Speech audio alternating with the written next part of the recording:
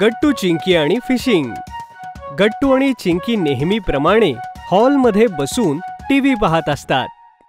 बाबा तिथेच मागे बसून पेपर वाचत असतात आणि आई किचनमध्ये काम करत असते. तेवढ्यात दरवाजातून आवाज येतो, मच्छी घ्या मच्छी, एकदम ताजे ताजे मच्छी. मासे कसे ताजे असतील? ते फळ थोडीच आहे. अरे बेटा, तलावातून अगदी ताजे काढून आणले असतील त्यांनी.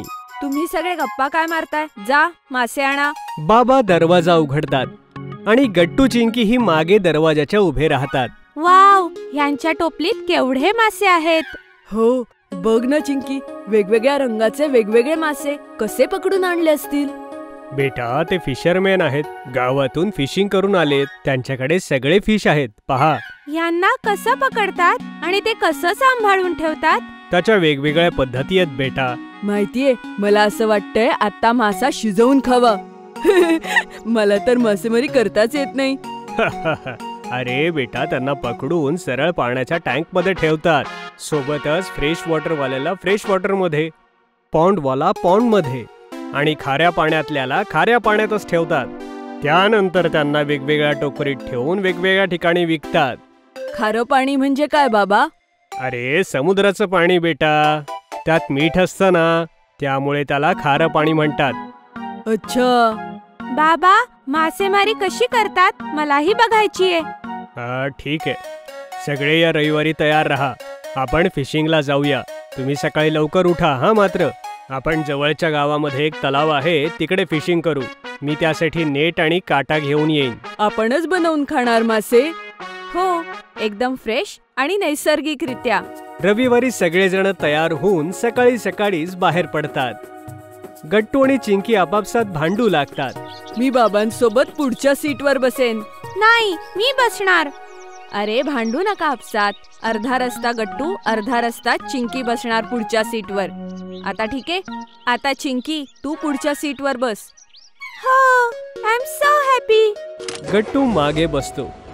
खूप छान रस्त्याने जाताना सगळेजण तलावाच्या किनारी पोहोचतात. अरे, किती सुंदर जागा आहे बाबा. इतका मोठा तलाव, इथे कितीतरी मासे असतील. हो हो, खूप साऱ्या. ही जागा फिशिंग साठीच प्रसिद्ध आहे. अगोदर मी तुमच्यासाठी टेंट लावून घेतो.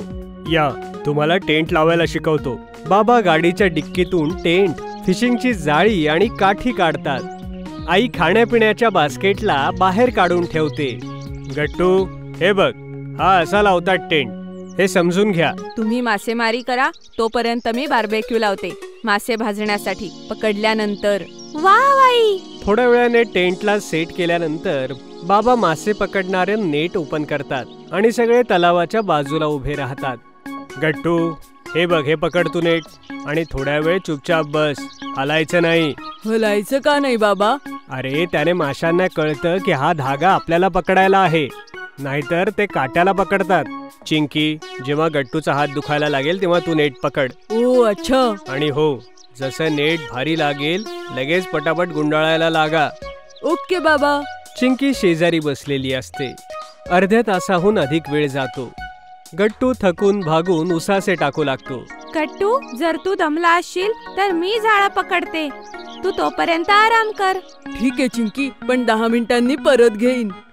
काय बाबा, एवढा वेळ लागतो याला तर? हो बेटा, फिशिंग मध्ये तर टाइम लागतोच. जोपर्यंत मासा काट्याला लागत नाही तोपर्यंत धीर ठेवावा लागेल. चिंकी काठीला धरून बसून घेते. तेवढ्यात तिला काहीतरी हालचाल जाणवते. असं वाटतंय ती काठी काही जड झालीये. बाबा, हा तर मला आत खेचतोय. खूप मोठा मासा आहे.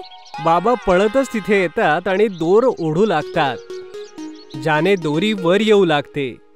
हळूहळू त्यात अडकलेला मासा देखील दिसू लागतो आणि गट्टू, चिंकी आनंदाने उड्या मारू लागतात. पकडला पकडला, आम्ही मासा पकडला. मी पकडला गट्टू, तू नाही. तर काय झालं? इतका वेळ तर मी घेऊन बसलो होतो. अरे अरे, तुम्ही भांडू नका. अजून मासे पकडा. हा शेवटचा थोडीचे. तेवढ्यात चिंकी माशाकडे पाहते. तो तडफडत असतो. अरे आई, हा तर थरथर कापतोय. हो बाळा, कारण हा पाण्यातून बाहेर आला आहे. कविता आठवतीये ना? हो आई. मछली जल की रानी है, जीवन उसका पानी है, हाथ लगाओ तो डर जाएगी, बाहर निकालो तो मर जाएगी. चल गट्टू, तू माझ्यासोबत ये. आपण ह्या माशाला तळू. चिंकी आणि बाबा अजून मासे पकडतील. आई माशाचे पंख साफ करून त्याला तव्यावर शेकू लागते. तिकडे चिंकी आनंदाने टाळ्या वाजवते. वा बाई, इतका ताजा मासा, आज तर मजाच येणार आहे. हो बाळा, आज खरंच खूप मजा येणार आहे. अरे बाबा, मोठा मासा आला तर ही दोरी तुटणार नाही ना? नाही चिंकी, आपण दोघं मिळून त्याला पटापट वर खेचू. हा, ही मस्त आयडिया आहे. जसा मासा येईल मला लगेच बोलाव. गट्टू दोरी पाण्यात घालून शांतपणे बसलेला असतो.